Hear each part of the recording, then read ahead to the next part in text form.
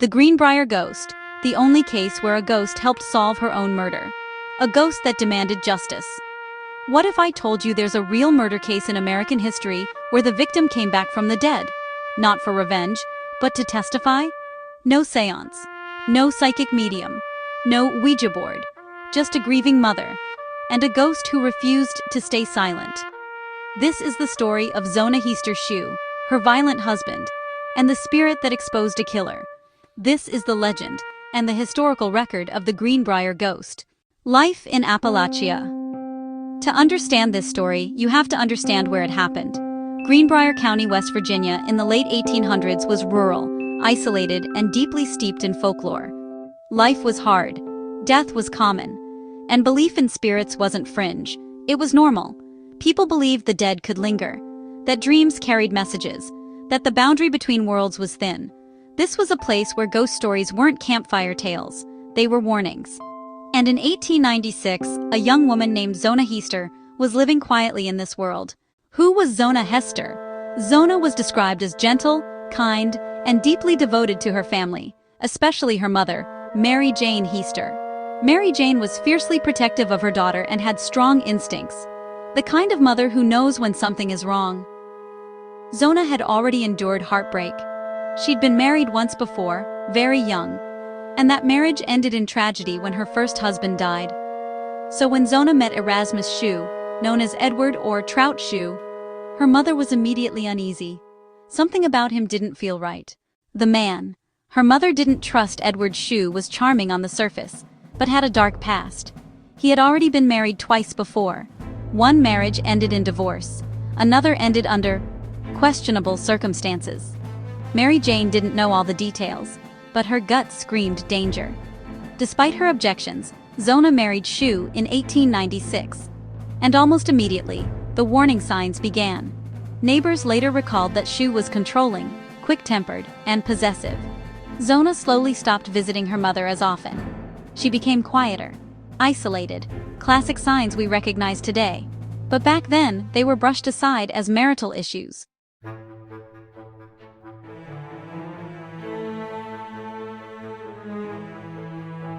On January 23, 1897, a young boy was sent to the Shue home on an errand. When he entered, he found Zona lying at the bottom of the stairs. She was dead. Edward Shue was oddly calm, but also strangely theatrical. Before a doctor could properly examine the body, Shue picked Zona up, dressed her himself, and positioned her head carefully with a scarf wrapped tightly around her neck. He refused to let anyone remove it. He wept loudly. He cradled her head. He hovered constantly. The local doctor, unnerved by Shue's behavior, listed the cause of death as childbirth complications, even though Zona was not pregnant. Then he changed it to everlasting faint, a diagnosis that meant essentially, we don't know. Mary Jane Heister was not convinced.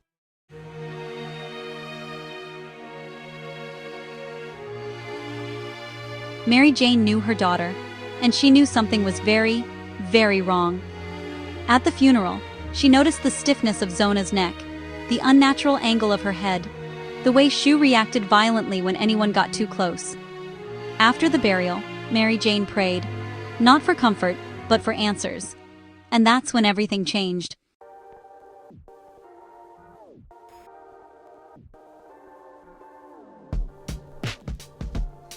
Four nights in a row, Zona appeared to her mother, not as a shadow, not as a dream, but as a clear, solid presence.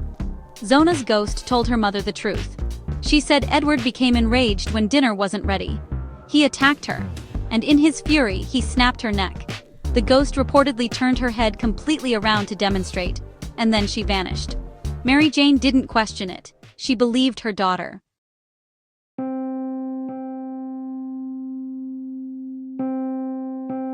Mary Jane went straight to the authorities. Imagine this moment.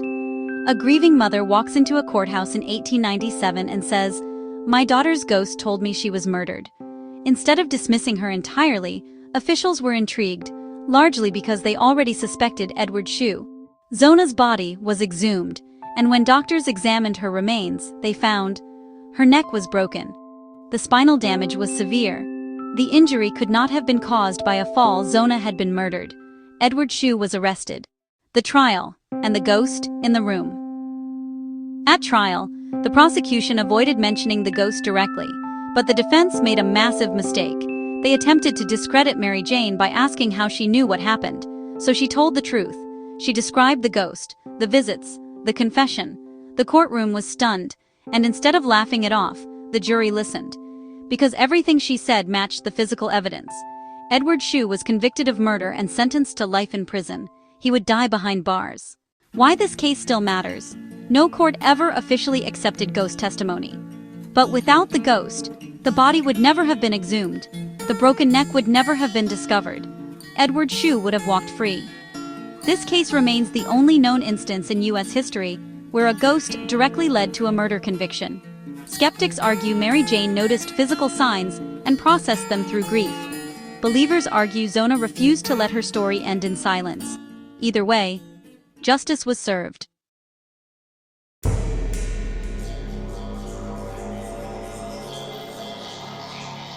To this day, Greenbrier County embraces the story. There's a historical marker, local legends, reports of strange activity near Zona's grave. Some say her spirit finally rests. Others believe she still lingers, watching, waiting. A final question. So what do you believe? Was the Greenbrier ghost proof that love is stronger than death? Or was it a mother's intuition so powerful it created a miracle? Either way, one thing is certain. Zona Shue was heard, even from beyond the grave.